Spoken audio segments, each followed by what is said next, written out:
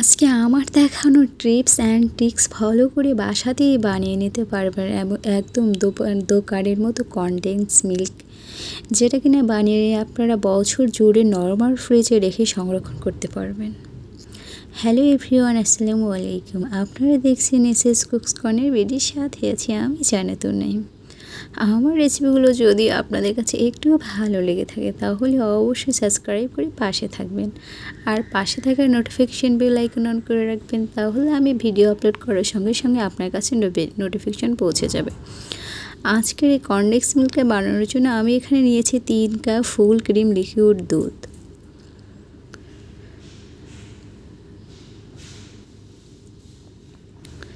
আমি এখানে খাঁটি গরুর দুধটা ব্যবহার করেছি। আপনারা চাইলে বাজার থেকে কেনা গরুর দুধ বা গরুর দুধ গলিয়ে ব্যবহার করতে পারেন।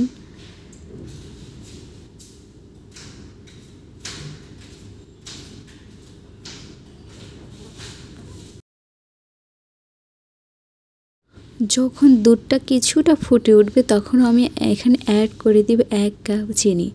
যে কাপ দিয়ে আমি 3 কাপ দুধ নিয়েছিলাম ঠিক সেই কাপ দিয়েই আমি 1 কাপ চিনি এখানে ব্যবহার করেছি। এখন আমাদের যে কাজটা করতে হবে সেটা হলো এটা নাড়া কখনোই বন্ধ করা যাবে না, এটা অনবরত নাড়তে হবে। আর চুলার আঁচটা কিন্তু মিডিয়াম টু লোতে রেখে অনবরত চাল করতে হবে।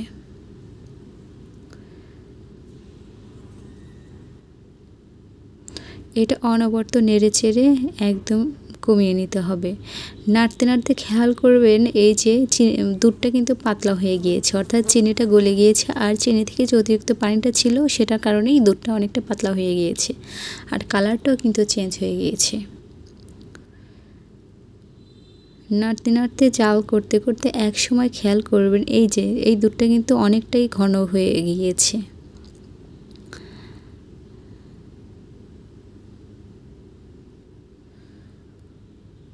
আরও 5 থেকে 6 মিনিট জাল করার পর আমি এখানে দিয়ে দিচ্ছি 1/3 টিস্পুন বেকিং সোডা।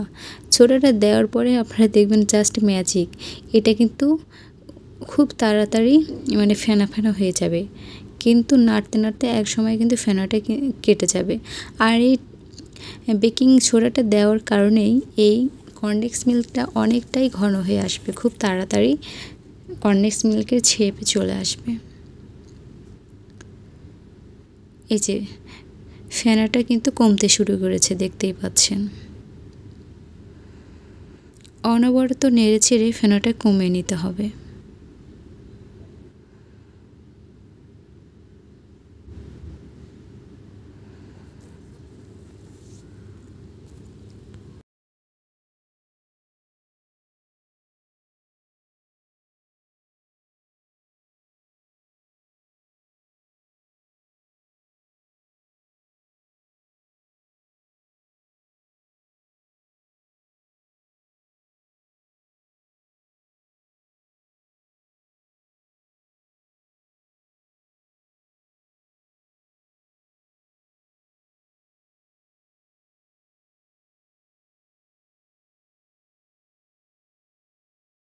এটা কিন্তু অনেকটাই ঘন হয়ে এসেছে। আরও 5 থেকে 6 মিনিট জাল করার পর এই যে দেখতে পাচ্ছেন একদম কনডেন্স মিল্ক, বাজার থেকে কেনা কনডেন্স মিল্ক যেমন হয় ঠিক তেমনটা হয়ে এসেছে।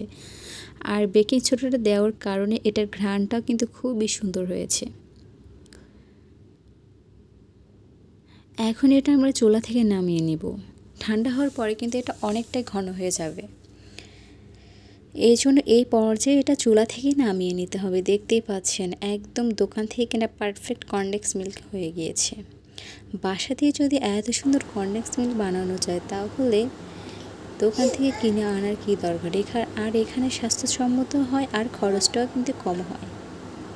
একটা কনডেন্স মিল্ক বাজার থেকে কিনতে গেলে 105 টাকা লাগে। আমি যেহেতু এখানে 3 কাপ দুধ অর্থাৎ 3 পোয়া দুধ ব্যবহার করেছি, 1 কেজি দুধও কিন্তু লাগেনি। আর চিনি ব্যবহার করেছি 1 কাপ। সেই হিসেবে ধরতে গেলে এখানে 60-70 টাকায় কিন্তু আমার 500 গ্রাম কনডেন্স মিল্ক হয়ে গিয়েছে।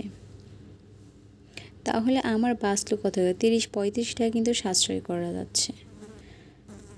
আমার রেসিপিগুলো যদি আপনাদের কাছে একটু ভালো লেগে থাকে তাহলে অবশ্যই সাবস্ক্রাইব করে পাশে থাকবেন।